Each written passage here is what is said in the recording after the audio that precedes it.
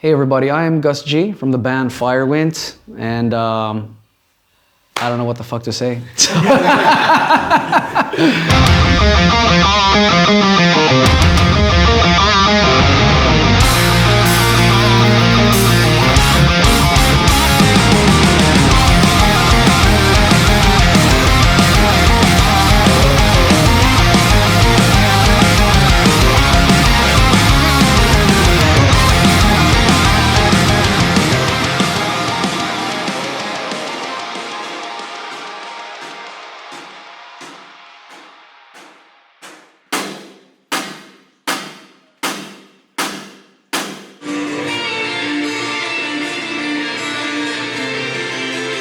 Well, I first got into music, obviously, I would say because of my dad, because he was playing a lot of vinyls at home when I was a kid. Most of it was Greek music, but there was the occasional hard rock and rock vinyl, stuff like 70s stuff like Eagles, Hotel California, or like Peter Frampton, Frampton Comes Alive, and stuff like that. And I was immediately like drawn into the heavier sound, the hard rock sound rather than the Greek folk music. And yeah, that was my first exposure to music around the house.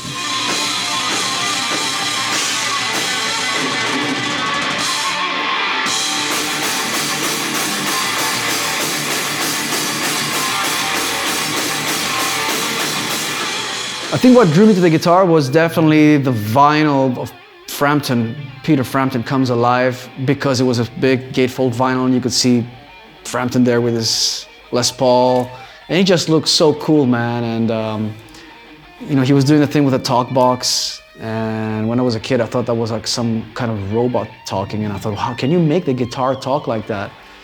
And my dad told me, no, that's an effect and all that. So, but you know, immediately, like, I kind of envisioned that when you don't even know what that is at that age, when you're like 8 or 9 years old, but I kind of envisioned me standing on the stage playing the guitar. I just thought of it as the coolest image ever. So I think that's where that originates from. And I think not too long after that, I think around the age of 10, maybe, I asked my dad if he could get me a guitar and start taking some lessons somewhere, find a teacher, and that's how I got into it. Well, St. James, funny story, I remember Joel from Blackstar sent him, he's like, I got a surprise for you. So he sent me this little box one day, arrived at home, it's like, I said, what is it? Oh, you'll see. And I remember opening it up and I was like, whoa, what is this? So, you know, I got one before the launch, obviously. I don't know if, I'm sure they sent it to a few of the artists to check it out. And he said, don't tell anybody about it, but, you know, play around with it and tell me what you think of it. And I thought it was amazing that finally a lunchbox type of amp was on the line from Blackstar. Lightweight, like all the features on there were just amazing. And it's tube, it's valve, pure valve tone.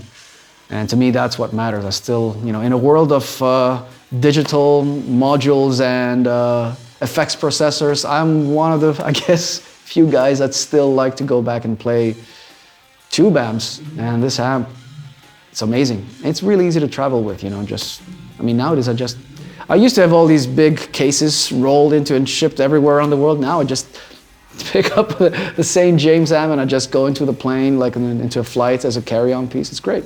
Well, right now this is our first European tour since the pandemic. We're out on tour here. FIREWIND is opening for Beast in Black, and it's a pretty successful tour, I gotta say. I mean, all our UK dates are sold out. You know, it's a lot of fun. It's a massive tour. It's 2 months long, 42 days, 42 dates, actually. I'm playing the St. James on this tour. I have a very, very simple setup. It's just basically the amp that runs into a small pedal board, and we use both the cab rig technology through the XLR, but also mic it up, and we kind of blend it because now I'm the only guitar player in the band. So that's how we kind of like do this stereo signal out of my tone. Yeah, it sounds great. My pre-show ritual is just really hanging out in the backstage room with the guys, you know, getting into our stage clothes, just relaxing, and then of course I'll play like half an hour before the show. I'll warm up, and that's it. You know, then I like to go on stage like a few minutes before the actual show, just to get into the atmosphere. You know, have a look at the room, and you know, just make sure all my stuff is working and all that, and off we go. Well, originally I was really drawn into the sound of Blackstar because of the actual tone and the quality. I always thought that they had like really high quality tone. I liked how originally I was drawn into the KT88 valves, you know, that the Series 100 or Series 200 amps had. And that was my go-to thing for many, many years. Obviously we modded one of the S200 amps into my Blackfire signature eventually. And those were like my go-to amps for a long time. Played them everywhere around the world. They were very consistent amps because everything I use on stage, it has to pass the test of a world tour. And if that happens, you know, I remember even in my days with Ozzy, I remember like the front of house technician telling me, like the front of house guy, like, hey, the good thing about these amps, they're very consistent. They, you know, the valves don't go down after a while. They're like still very loud and still very, you know, it's all there. To me, that's what it was about then. And now, of course. I actually used the St. James, funnily enough. I just did a guest solo for my buddy Ronnie Romero. He just did a solo record with it's like a cover album.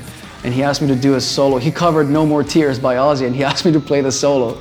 And I did it, of course, and I ran it into my home studio. I recorded it in my home studio, and I ran straight out of the St. James amp. I think I tracked the cab rig and also put a mic in front of the 4x12 cab and sent them that. I didn't even send them a DI signal, just these, and they just used it on the album, and it came out great, really good tone. Make sure you have fun with it, that's what it's about. It's good to have a discipline when you practice, you know, because obviously playing and practicing are two different things, so you gotta separate that. So make sure you set some time aside for actual practicing in order to see the results. And then of course, playing, which is like, you know, implementing what you're learning into your fun time when you're improvising and playing the guitar. And it should be fun all along the way. And remember, it's not a competition. You don't have to be the best in the world. Like playing guitar can mean many things for different people. It could be just learning 5 chords to be around a campfire, you know, with friends and playing a couple of songs. Or it could be like shredding to the maximum level, or it could be like creating weird sounds out of the guitar and experimenting. So there's, you know, music is many things, many colors. So remember that, you know, just express yourself how you want to be and don't stress about that.